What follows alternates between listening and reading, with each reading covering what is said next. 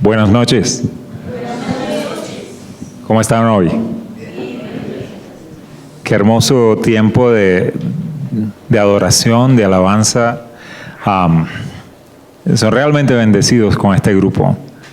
Y a medida que escuchaba las palabras de las canciones, me invitaba a entrar en un momento de pedirle a Dios: Señor, ayúdame. Porque a medida que escuchaba las canciones y cantaba con ustedes, estaba pensando, yo voy a presentar una pequeña parte de la palabra de Dios. Y pensaba cuán grande es esa responsabilidad. Y oraba: Señor, ayúdame. A medida que cantaba, lléname con tu espíritu para poder ser capaz de hacerlo de una manera que te honre, que todos podamos entender y acercarnos un poquito más al Señor Jesús. Primero quiero dar gracias a Salvador por ser un gran amigo y les voy a contar un poquito de las circunstancias. Salvador, ¿cuándo planeaste para yo visitar acá?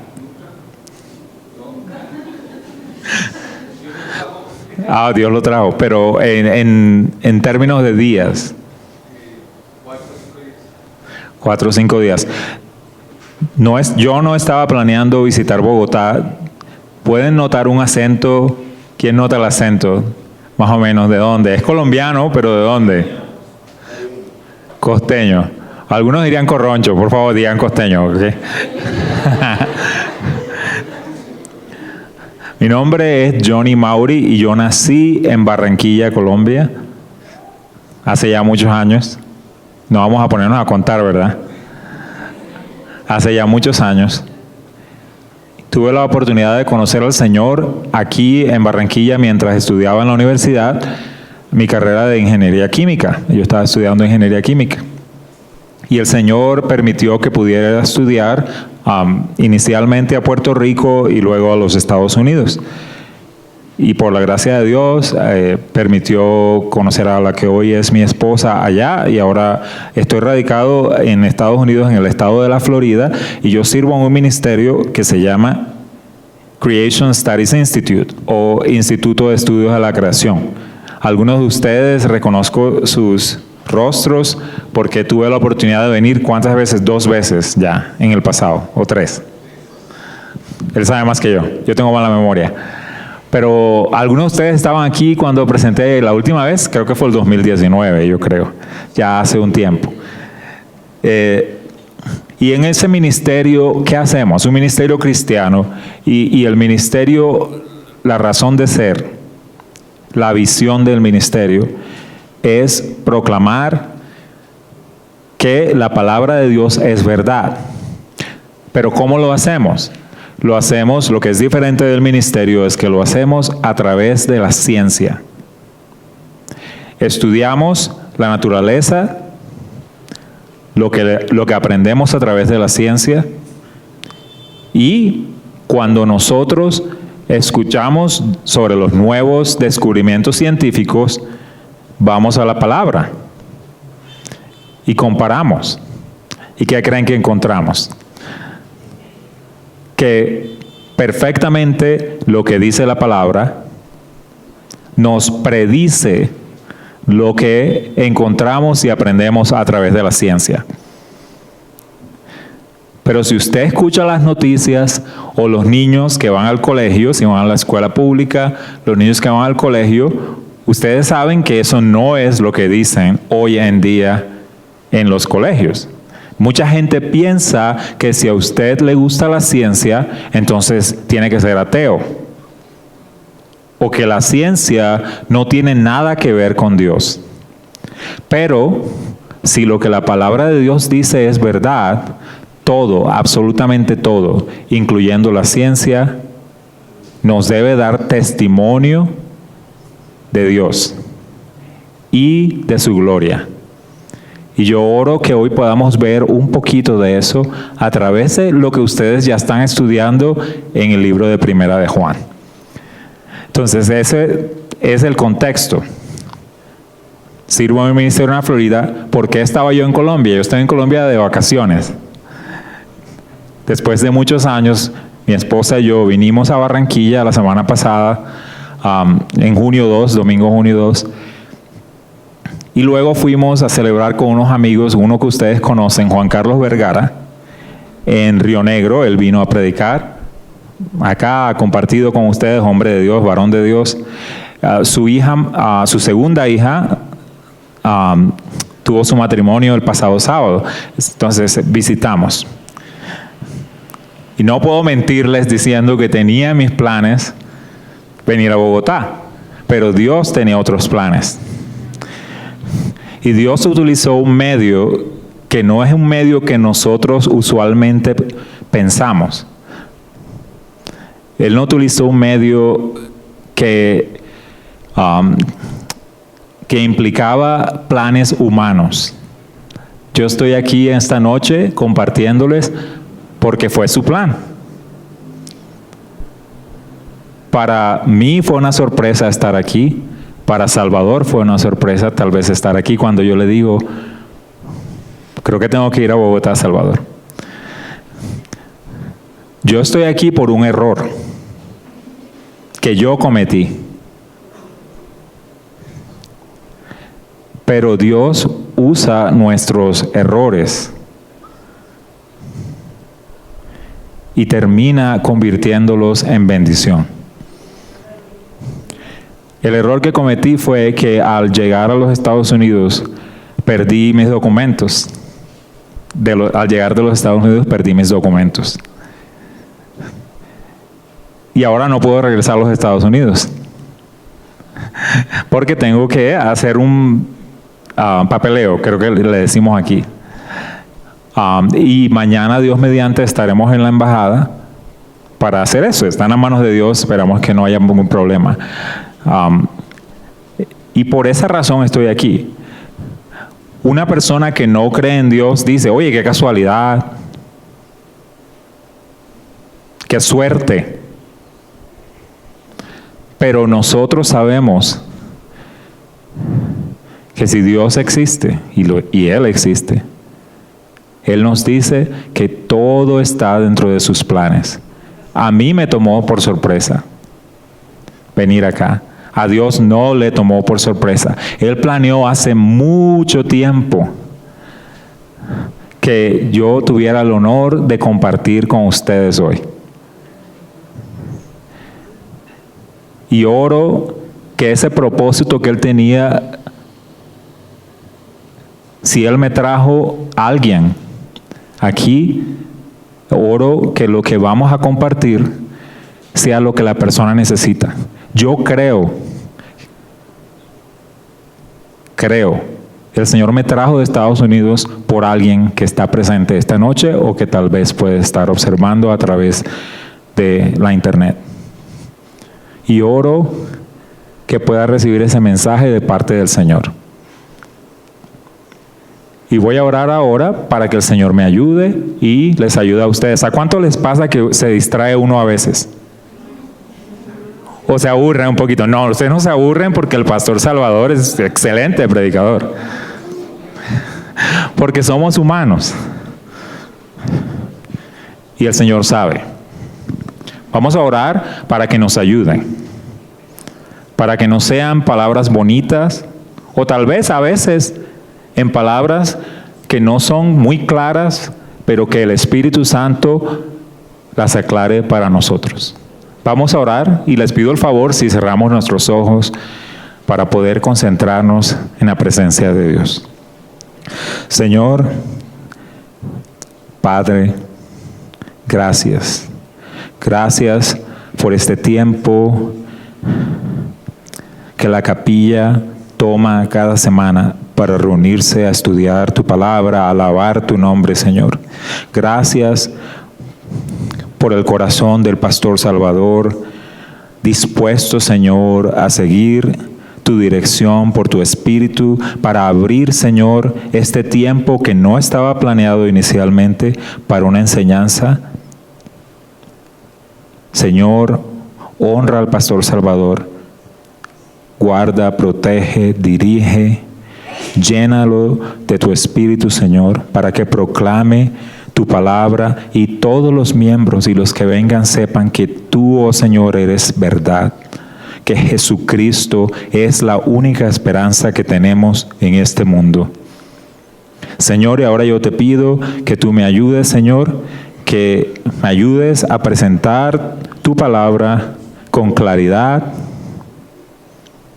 en una forma que todos podamos entender, Señor. Yo te pido que abras nuestros corazones, nuestras mentes, Señor, a través de tu Espíritu, para que podamos entender, no solo los adultos, pero también los niños que están presentes, que todos podamos entender. Ayúdanos, remueve las distracciones, los problemas que podamos haber traído a este lugar, Señor.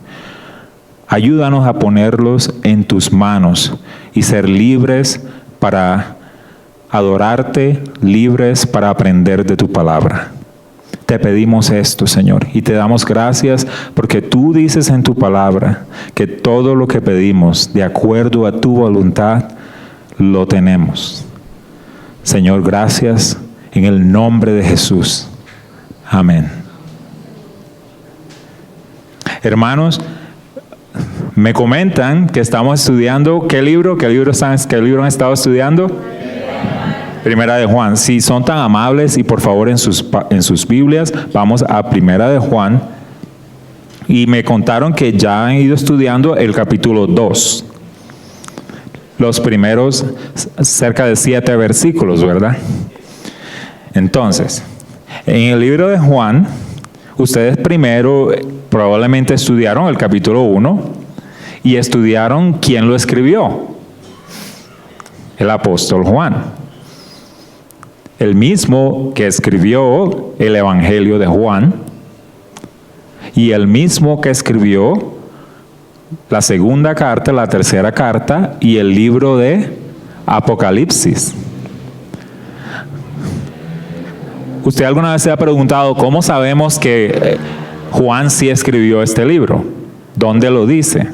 Tal vez ustedes ya fueron y hablaron de eso, pero solamente brevemente vamos a pensar. Si usted lee el principio del Evangelio de Juan y el principio de Primera de Juan, no dice yo Juan que lo escribí.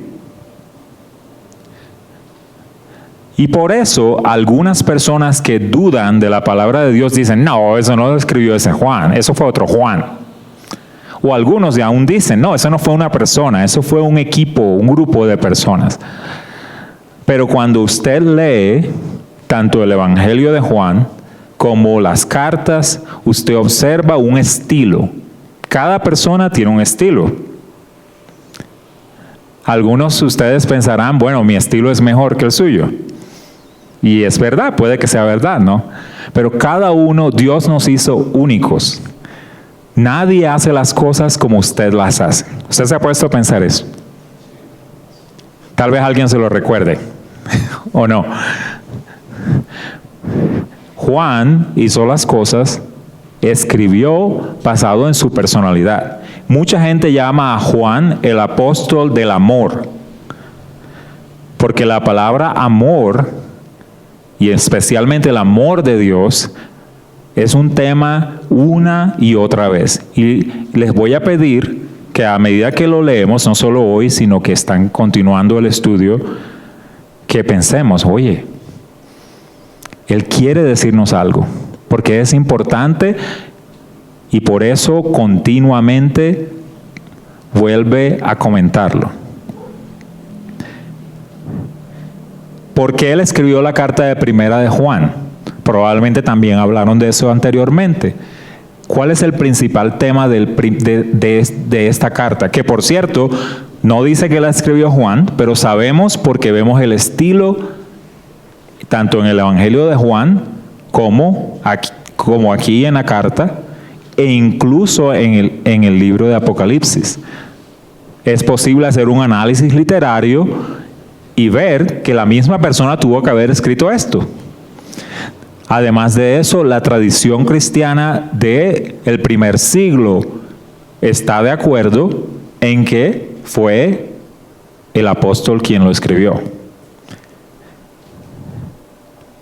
Ahora, ya ustedes leyeron los versículos del 1 al 7, pero vamos a refrescar la memoria. Yo sé que usted se acuerda de todo lo que ya leyeron de 1 de Juan, pero por si acaso vamos a refrescar. ¿Por qué? Porque si vamos a empezar, yo quería empezar en el versículo 7, pero siempre es bueno refrescar. El versículo 7 viene después de algo. Entonces vamos a comenzar a leer desde el versículo 1, Primera de Juan, capítulo 2, versículo 1, puede buscarlo en sus Biblias o en sus teléfonos que hoy en día lo pueden tener.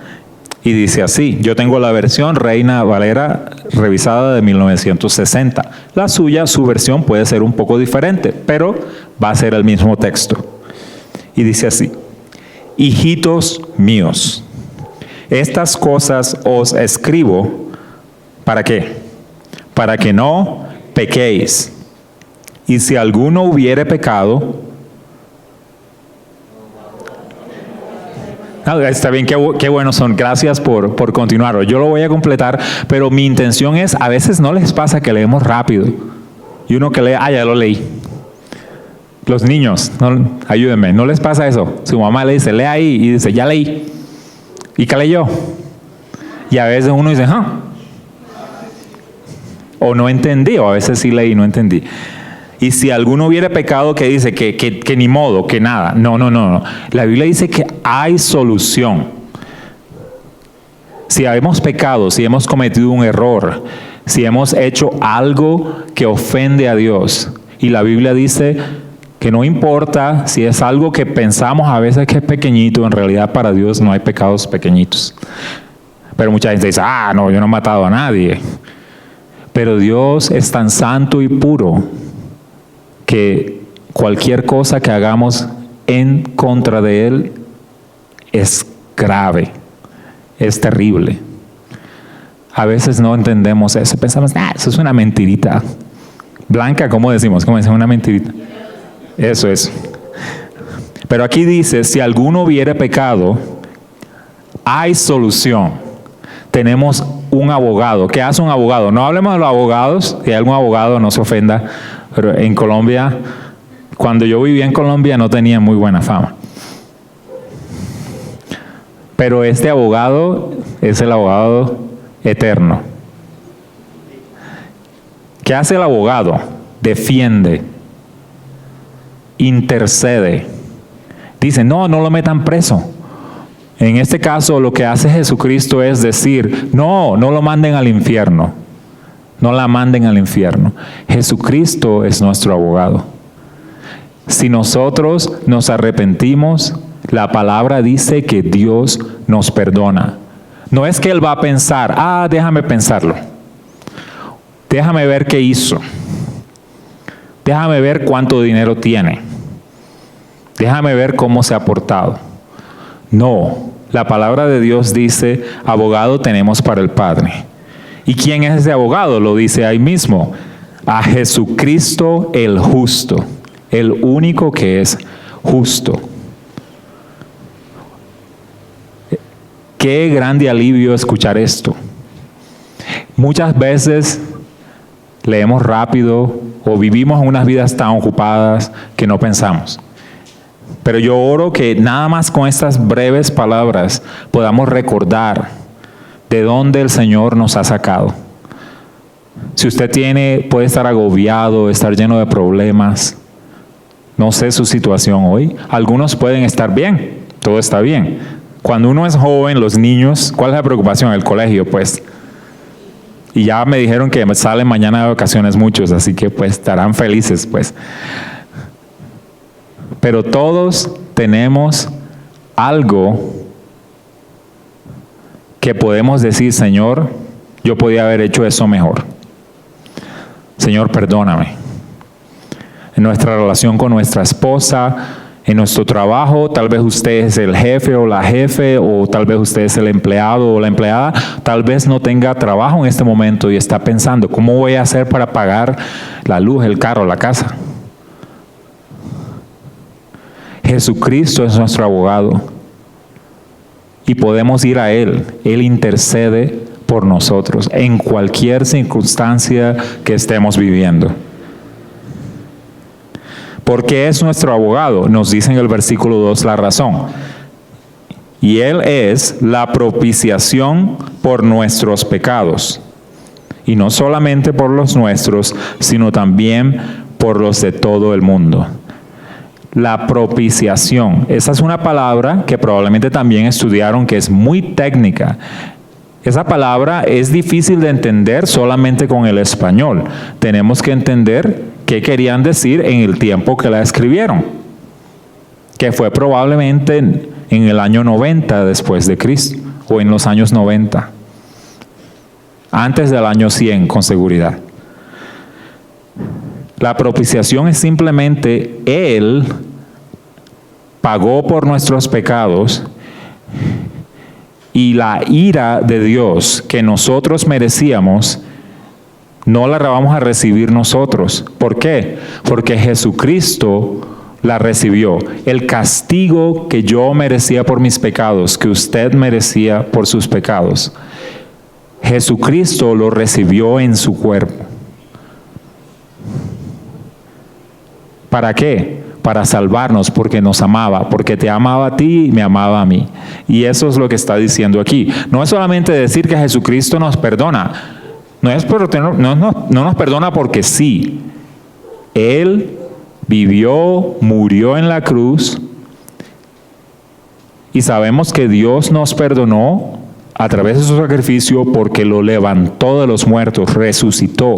Y creemos, eso es algo que estudiamos en el ministerio y damos testimonio, resucitó físicamente. No fue cuerpo, cuando decimos cuerpo glorioso, queremos decir que es un cuerpo como el de nosotros, pero sin pecado. Eso es algo que no podemos entender. ¿Por qué? Porque nosotros estamos en el cuerpo que se envejece.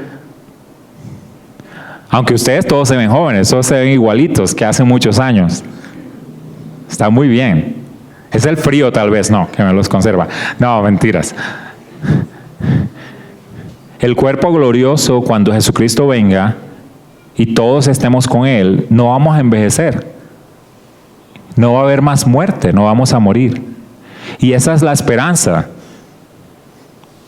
Porque en este momento, en el cuerpo que vivimos, envejece, niños van a envejecer también. Yo sé que piensan van a ser siempre jóvenes, pero yo pensaba también eso. Vamos a continuar. Y en esto sabemos que nosotros le conocemos. ¿A quién? A Jesucristo. Si hacemos ¿qué? Si guardamos sus mandamientos. El que dice, aquí el apóstol va a utilizar lógica. Él va a decir, bueno, ¿cómo sabemos? A ver, ¿cuál es la prueba de que en realidad yo conozco a Jesús? Aquí nos dice, en el versículo 4, el que dice, yo le conozco, ¿y qué? Y no guarda sus mandamientos, el tal es mentiroso. Suena fuerte, ¿verdad? Él dice que somos mentirosos si decimos, yo soy cristiano, y nos llenamos de orgullo, decir, yo voy para el cielo porque yo soy cristiano. Pero aquí dice que es importante que nosotros entendamos, tengamos conciencia y pensemos, si realmente yo me he arrepentido de mis pecados, tengo una relación con Dios a través de Jesucristo. Y dice, el tal es mentiroso y la verdad no está en él. Pero, ¿qué dice ahí? ¿Pero qué? Versículo 5. Pero el que guarda su palabra, en este verdaderamente el amor de Dios se ha perfeccionado. Por esto sabemos que estamos en Él. Ahora, Mucha gente utiliza esto para asustar, decir que si uno cometió un pecado o un error, ahí está, dice, no está cumpliendo los mandamientos. Entonces tenemos que pensar, tenemos que reflexionar, porque mucha gente puede torcer lo que la palabra está diciendo. Y precisamente por eso el apóstol Juan le hice la pregunta al comienzo, ¿por qué él escribió esto? Esta epístola la escribió para decirles a ellos, ojo con los falsos maestros, ojo con las falsas enseñanzas. Usted sabe que hay muchas iglesias hoy, ¿verdad? Entonces, ¿usted cree, cuando yo era cristiano al principio, yo decía, me puedo meter en cualquier iglesia, todo es lo mismo? Yo creo que la mayoría de ustedes puede haber ya aprendido que no es cierto, que no en todas las iglesias se enseña la palabra fielmente. Entonces la oración es, tanto el pastor Salvador como cada uno de nosotros, tenemos que mirar a ver si lo que estamos escuchando es en verdad lo que dice aquí, o si uno lo está manipulando. Y para eso, Señor, ayúdame a entender tu palabra, ayúdame a entenderla verdaderamente, como dice aquí. Número 6, versículo 6. El que dice que permanece en él debe andar como Jesucristo anduvo. ¿Significa eso que nunca más vamos a pecar? No, porque estamos aún en la carne. Pero como orábamos y cantábamos, el Espíritu nos llena y nos ayuda día a día. ¿Usted se ha preguntado por qué nacemos pequeñitos y crecemos? ¿Por qué no nacemos ya grandes? Se me dirá, no, ¿para qué? ¿Para qué se va a preguntar eso? Bueno, hay una razón. El niño, el bebé, tiene que aprender poco a poco. La vida cristiana es exactamente igual. Cuando usted dice, Señor, aunque esté grande, dice, Señor, perdóname, soy pecador, perdóname. Usted es un bebé espiritual cuando se arrepiente al principio. Aunque ya tenga 80, 90 años, aún es un bebé espiritual. Y como un bebé, ¿qué significa eso? Que apenas sabe lo básico, lo poquito. Cuando uno va a la escuela, empieza con lo sencillo. Espero que no empiecen con la multiplicación ya en pre-kinder, ¿ok? Bueno, algunas escuelas tal vez. Usted empieza con lo sencillo, aprender los números, aprender las letras. Así empezamos con la palabra, con Dios. Aprendemos qué es lo importante. Jesucristo es Dios. Jesucristo vino, se hizo hombre en la carne, vivió una vida perfecta, murió en la cruz, no porque hizo algo malo. Fue injusto que lo pusieran en la cruz. Él era el justo, el único justo. ¿Pero por qué lo hizo? Él quiso hacerlo. No fue que pobrecito, qué injusticia. Él dio su vida por nosotros. Él mismo dijo, yo lo hago. Y murió en la cruz. Y Dios le dio el castigo que yo merecía, que usted merecía en el infierno a Él. Y Él lo soportó y pagó ese precio por el pecado.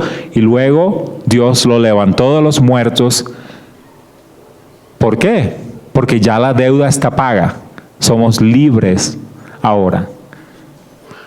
Y el versículo 7 nos recuerda, ¿libres para qué? Dice, hermanos, no os escribo un mandamiento nuevo, sino el mandamiento antiguo que habéis tenido ¿desde cuándo? Desde el principio. Vamos a seguir. Este mandamiento antiguo es la palabra que habéis oído ¿desde cuándo? Sí, que repite. Cuando usted vea en la Biblia que algo se repite, ¿qué cree que Dios nos está queriendo decir cuando Él repite algo así? ¿Cree que no es importante? Al contrario, sí, que es muy importante. Desde el principio. Cuando Juan dice eso, cuando usted escucha en la palabra, donde sea que la esté leyendo en la palabra, y usted escuche desde el principio, ¿usted cree a cuál principio se está refiriendo? ¿Qué creen? A ver, ¿qué piensa aquí? ¿A cuál principio? Desde el principio. Pero aquí está hablando antiguo, entonces ya eso te da una idea. Entonces me dicen muchos desde el principio, la creación. Ahora, cuando leemos, también vemos que se está refiriendo a su carta que Juan escribió, y les voy a invitar a que vayamos al principio, tanto al principio del Antiguo Testamento como al principio del Nuevo Testamento. El principio del Antiguo Testamento es el libro de Génesis, y ese es el libro que nosotros tratamos de defender. En Génesis Dios nos dice cómo Él creó el mundo. Y mucha gente piensa que eso es una fábula, que es una alegoría, que es una historia, que es algo que las civilizaciones antiguas se inventaron. Pero si Dios es verdad, cada palabra es verdad. ¿Qué dice Génesis 1:1? ¿Cómo empieza? En el principio. ¿En el principio qué? Creó. Dios nos está diciendo, ojo, en el principio nos está diciendo cuándo. En el momento que Dios lo creó, que hubo un comienzo, hubo un momento en que Dios creó todo. Dios hizo algo, ¿qué hizo? Creó. ¿Quién? Dios. ¿Qué? Los cielos y la tierra. Todo lo que existe. Para el pueblo judío, a quien se le escribió inicialmente el Antiguo Testamento es el libro del pueblo de Israel, el libro del pueblo judío. Para ellos no tenían una palabra que no, como hoy, que decimos el universo. Ellos no decían el universo. Para ellos existía la tierra que Dios creó para que nosotros viviéramos y el resto.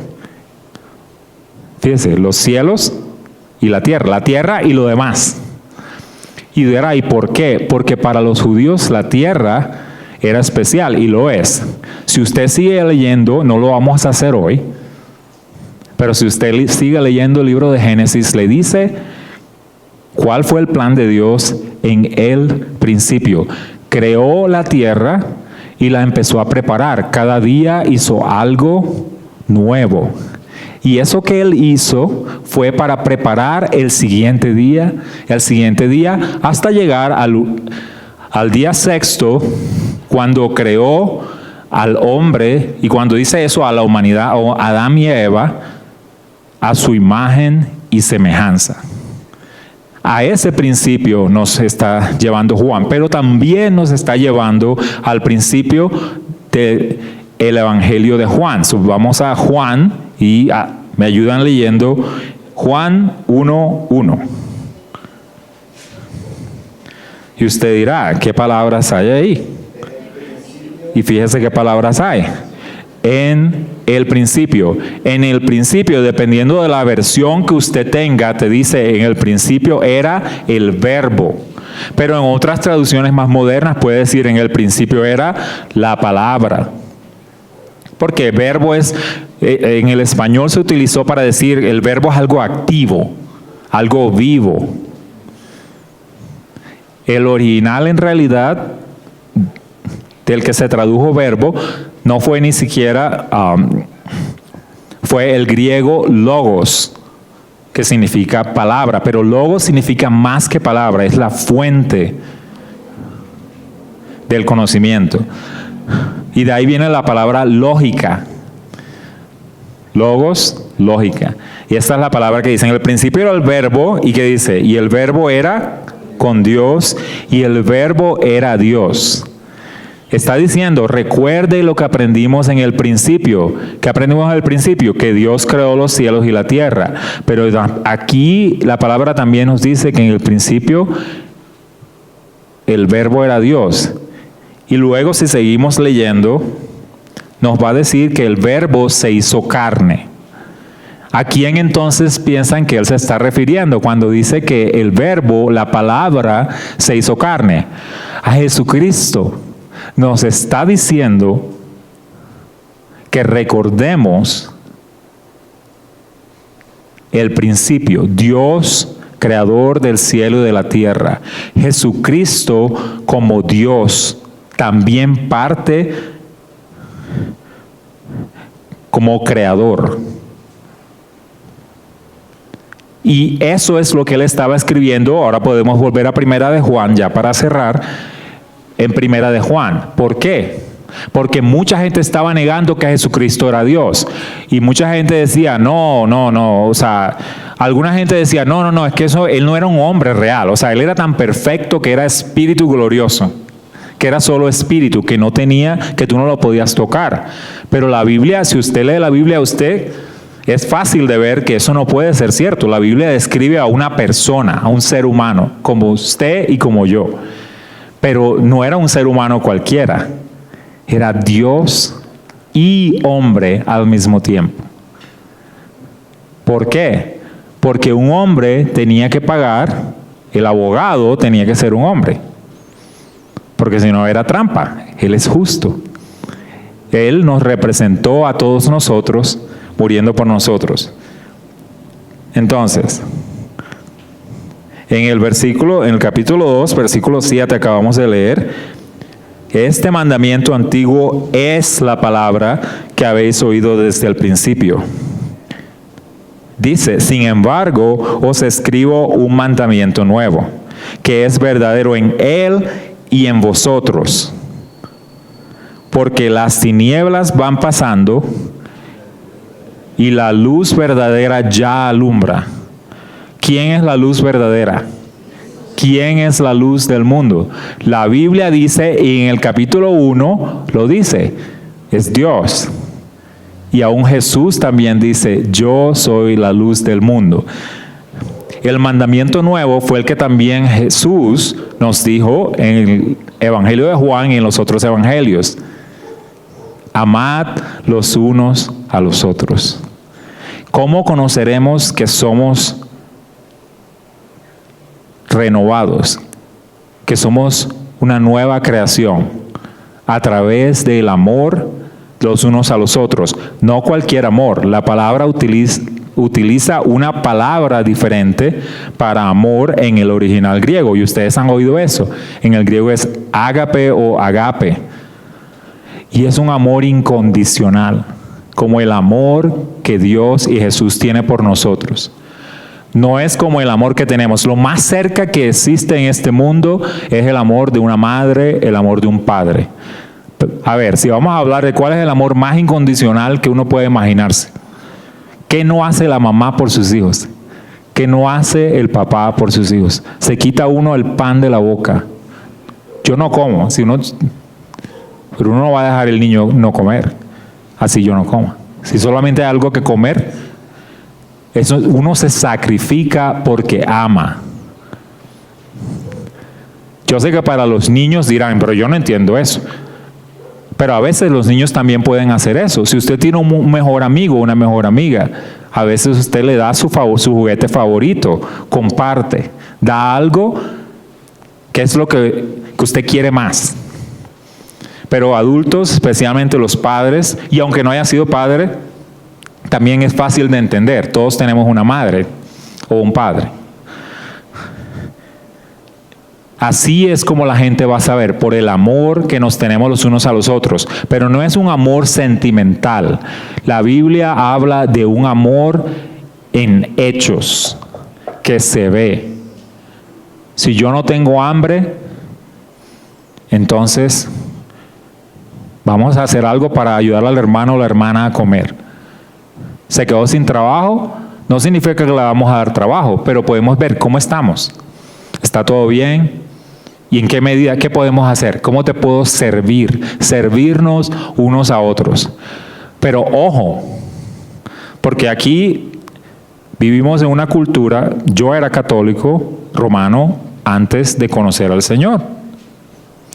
Yo sí conocí algo de la palabra, pero yo pensaba en ese caso que yo me iba a ganar el cielo con mis obras, que tenía que ser bueno. Pero no importa cuánto yo intentaba, ¿qué creen? Fallaba. Tal vez usted es mejor que yo y usted vaya mejor que yo, pero yo fallaba. Yo decía, Señor, no puedo, no puedo. Y no tenía esperanza, vivía triste, deprimido, porque decía, no, pues no tiene sentido. ¿Para qué voy a intentar ser bueno si no puedo? Ni para qué, no voy a intentar. Mucha gente vive así. Pero la palabra dice que Jesucristo, lo que ya leímos, abogado tenemos para con el Padre. Y esa es la fe que tenemos para salvación. Yo no sé hoy si usted está en un momento que su fe esté así, tal vez ni se vea, o tal vez está en un momento que su fe pueda mover montañas. Pero lo que le digo hoy es, la buena noticia que le digo hoy es que abogado tenemos para con el Padre. Si usted siente, Señor, estoy débil, las tentaciones me tienen mal, o ya hice lo que no debía hacer, abogado tenemos para con el Padre. ¿Y qué podemos hacer? Voy a regresar al capítulo 1 y les voy a compartir algo que ya estudiaron. Uno de mis versículos más favoritos en la Biblia. Primera de Juan 1, y con eso vamos a terminar. Versículo 9. ¿Y qué dice? Tenemos abogado para con el Padre. Entonces, ¿qué podemos hacer? Si confesamos nuestros pecados, Él nos echa para un lado. ¿Qué dice ahí? No. Él es fiel y justo, ¿para qué? Para perdonar. Para perdonar nuestros pecados. Y no solo eso, sino que limpiarnos de toda maldad. Qué bueno es Dios. Dios no nos dice solamente, te perdono y usted va a ver cómo hace. Dios nos perdona y nos ayuda para continuar a crecer. Recuerda, como decía, la vida cristiana es como la vida normal. Uno nace un bebé y paso a paso. Algunos de ustedes pueden pensar, yo siento que yo no, que no puedo, que paso a paso y no voy a ninguna parte. ¿Qué puedo hacer? Hable mi consejo. Si conoces a alguien, pero si no conoces a nadie porque llegaste y no tienes amigos, habla con los líderes, habla con el pastor Salvador. Perdón, pastor Salvador, no le voy a dar más trabajo. Porque solos no podemos. Uno dice, sí, Dios me ayuda. Pero ¿cómo te ayuda Dios? A través de, mírense, mira a su alrededor. ¿Cómo nos ayuda Dios? A través de tus hermanos y hermanas. ¿Cómo nos amamos? No es solamente el dar para la canasta de amor. Te voy a dar 5,000 pesos hoy, 20,000 pesos, 1,000,000, no sé. Te voy a dar una palabra de ánimo en este momento tan difícil que estás pasando. Me equivoqué.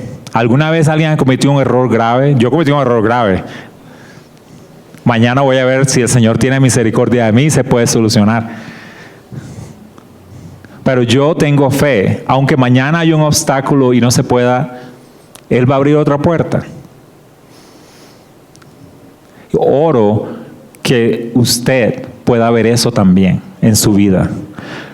Que no pierda la esperanza. ¿Por qué? Porque abogado tenemos para con el Padre. ¿Quién es? Jesucristo el justo. Vamos a orar para pedir que Dios nos ayude a ser no solamente oidores, pero hacedores, que podamos, Señora, que podamos ponerlo en práctica, que no sean solo palabras. Señor, te damos gracias esta noche por este tiempo. Gracias por tu palabra, donde leemos en el libro de Primera de Juan, Señor, que si alguno hubiese pecado, no hay problema. Abogado tenemos para contigo, Señor Jesucristo. Y dice, si confesamos nuestros pecados, Él es fiel y justo para perdonar nuestros pecados. Señor, yo te pido por esta congregación, comenzando por Salvador y todos los líderes, Jonathan, Freddy, todos los demás, Señor, que no conozco sus nombres, pero tú conoces, Señor, desde todos los que ayudan con el tinto, la alabanza, o aún los que no participan en el servicio, pero son parte de la iglesia, Señor. Yo te pido por cada uno de ellos, yo no sé su situación, habla a su corazón hoy, habla a los niños